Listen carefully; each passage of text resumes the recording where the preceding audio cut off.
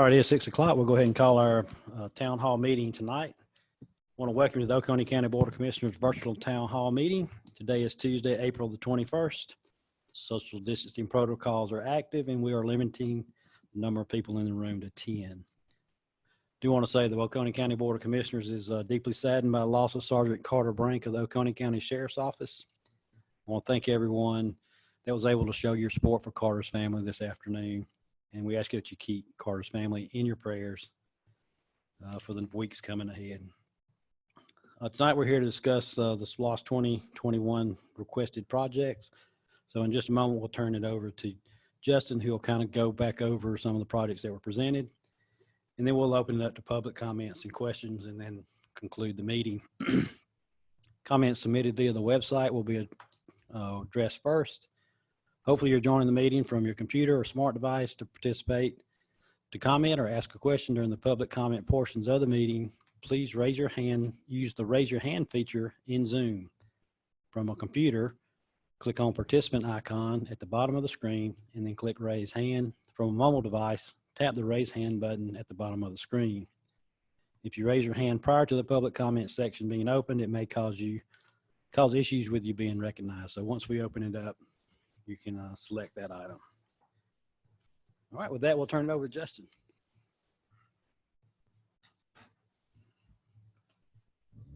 Thank you, Mr. Chairman, Justin Kerouac. This is our second town hall on SPLOST 21.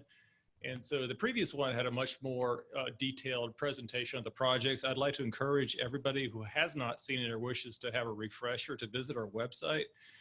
For the complete presentation. There's a special SPLOST 21 page there, which goes into great detail on this. So I'm going to touch on some of the highlights going forward. As you know, we have almost $80 million worth of presented projects from different department heads, and I'm just going to go touch on some of the highlights.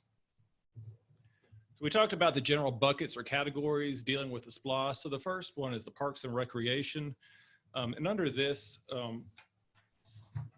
the first number you see with recreational facilities, that's our bond for OVP dealing with our debt service. That's one of our obligations as far as paying off the park itself. The second one is the new park facilities, of which the request is $6 million. These deal with issues such as pickleball courts, tennis courts, and there's other various new facilities that have been requested as part of the park facilities. As you know, the Parks and Recreation went through a rather robust public comment period independently and has been vetted out by the Recreation Parks Committee. The land acquisition represents potential land specifically near OVP Park, which would deal with potential additional expansion of the park as well as a realignment of some of the entrance issues. And then park renovation for $1.5 million. Examples of this would be parking lots, walking trails, playground equipment, and other various elements within the parks that could be new or improved as part of the renovation projects. Next big category, with there's 4 primary areas, is the facilities. The first one is the animal shelter renovations. As Crystal discussed last week, under SPLOST 2015, there was money allocated for the animal shelter renovation. Currently, that is undergoing an RFP and it's going to go procurement. That's going to be phase 1. The balance is associated with phase 2 and is being requested at this point at $250,000 as part of the 2021 SPLOST to complete that project. The second item is the combination library administrative building. The aggregate we're anticipating $11 million spanning over 2 SPLOST cycles coming from SPLOST funding in addition to library funding toward this, and 5.5 coming under the current. This would be a joint project with the library and the administrative building. And as we've discussed, this is sort of a key component as far as the balance, moving several of the administrative functions out of the judicial center and creating a center one-stop shop as far as county services, as well as the library economies of scale. The general county facilities represents $4.4 million of requests. Examples of this are used to identify in the reserve study, which we did for all our major facilities. These are major renovations to make sure that the current facilities we have are fully renovated and functional. Examples utilized would be for HVAC renovation, roof projects, parking lot resurfacing, and lighting upgrades. again, this is an example of having facilities and making sure that we can renovate and maintain it in a proper manner. And then the courthouse interior renovations is a $500,000 at this point placeholder.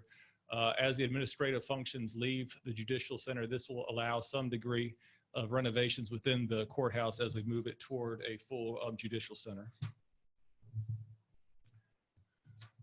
The transportation request for SPLOST 21 is divided into four potential buckets. The primary one at 15 million is road resurfacing. As previously discussed, we can do 12 to 14 miles annually of roads. There's 394 paved miles of roads in the county that are maintained, and 71 miles are in need of immediate repairs. For intersection operational improvements, a current placeholder of $5 million is placed. A lot of these projects came out of a separate task force that was specifically designed to review projects identified in a transportation study and prioritize from there. $1 million for bridges and culverts. GDOT rates all our bridges and culverts, and these are renovations that would help ensure the safety and security of those bridges. And then finally, $500,000 for signal upgrades, or to change out the heads into different signals so they have what they call a smart system of traffic light signals. Water resources divided into water supply projects and then the collection system or sewer. You can see the primary request initially is in the wastewater plant collection system. Examples of potential water supply would be the Mars Hill Phase 2 and the Highway 15 upgrades, and this is a distribution of lines and improvement of lines in the area. And the wastewater plant collection system, the primary in this would be the distribution to the Middle Oconee discharge line. Ultimately, these are all projects that support the strategy of singular wastewater treatment facility at the Calls Creek Water Reclamation Facility. Public safety requests are divided into two primary buckets. The first is the law enforcement vehicles. A joint project with the Sheriff's Office and the governing authority have been to utilize SPLOST funds for vehicle replacement. In this case, this is 8 vehicles per year for 48 total over the course of the 6 years, a little over $2 million. And then fire rescue facilities, a little over $3 million, which would include CPR devices, turnout gear, air cylinders, replacement of vehicles, and then potentially constructing a fire training facility in the county. The technology facility is currently the broadband initiative. As we know, we're going through this right now on a negotiation with Smart City Capital. Right now we have an $8 million placeholder as far as negotiations go. This is ultimately to help provide high-speed internet throughout the county. This is a very complicated project as far as bringing it out from the telecoms and utilizing county funds for this. So currently it's under negotiations, and the idea is that some degree would be supported as part of the SPLOST as a major capital project.